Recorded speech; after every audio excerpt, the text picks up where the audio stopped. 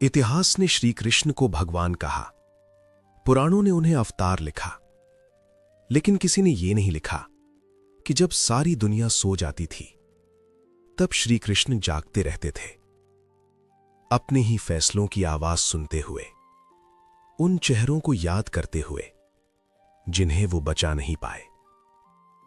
आज मैं तुम्हें युद्ध की कहानी नहीं सुनाऊंगा। आज मैं तुम्हें एक ऐसे मनुष्य की कहानी सुनाऊंगा जो सबका था, पर अंत में अपने लिए भी नहीं बचा। युद्ध को 20 वर्ष बीत चुके थे।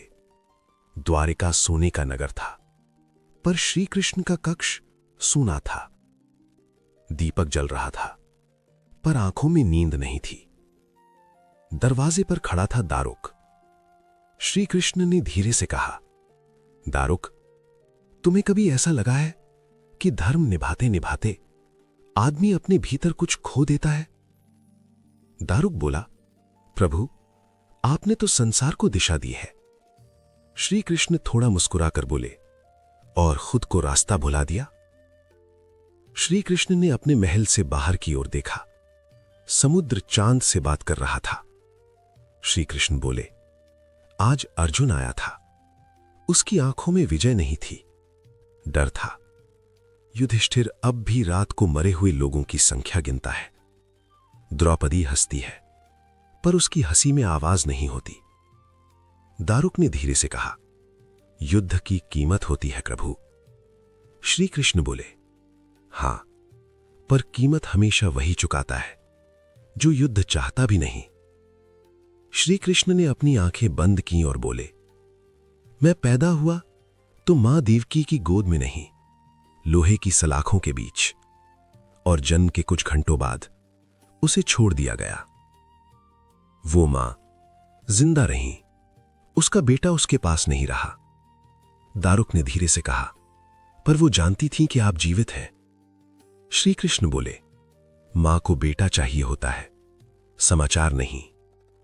यशोदा ने मुझे माखन खिलाया, डांटा, गले लगाया।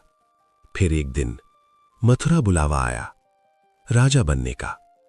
मैं गया और पीछे नहीं देखा। दारुक ने पूछा, क्यों नहीं देखा प्रभु? श्री कृष्ण बोले, क्योंकि अगर देख लेता तो लौट जाता, और अगर लौट जाता तो युद्ध कभी खत्म नहीं होता। लोग राधा का नाम भक्ति से लेते हैं, कोई ये नहीं पूछता कि मैंने उसे क्यों छोड़ा। दारुक ने धीरे से कहा, आप उनसे प्रेम करते थे। श्री कृष्ण बोले, हां, इसीलिए छोड़ा। राजा का प्रेम पूरे राज्य को जला देता है। सुदामा आया था, फटे वस्त्रों में। मैं रो पड़ा था, क्योंकि वो मुझे याद दिलाने आया था कि मैं कभी सिर्फ कृष्ण था, राजा नहीं, रणनीतिकार नहीं, भगवान नहीं। मैं जानता था अभिमन्यु मरेगा, कर्ण मरेगा, द्रोण मरेंगे, लाखों मरेंगे। दारुक ने कांपते हुए स्वर कहा, तो आपने युद्ध क्यों होने दिया? श्री कृष्ण बोले, क्योंकि अगर अधर्म को रोकने के लिए धर्म भी हाथ कंधे न करे तो धर्म सिर्फ किताब में रह जाता है। गांधारी आई थी, उसकी आंखों में पट्टी थी, पर उसने मुझे पूरा देख लिया और बोली, मेरे 100 बेटे मरे, तेरा वंश भी मरेगा। मैं चुप रहा। दारुक बोला, आप रोक सकते थे प्रभु। कृष्ण बोले, हां, पर अगर मैं सब बचा लेता तो मनुष्य अपने कर्म का दोष किस पर डालता?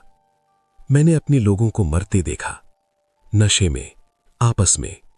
मैं चुप रहा। दारुक ने रोते हुए कहा, प्रभु, आपने बहुत सहा। कृष्ण बोले, नहीं दारुक, मैंने चुना था।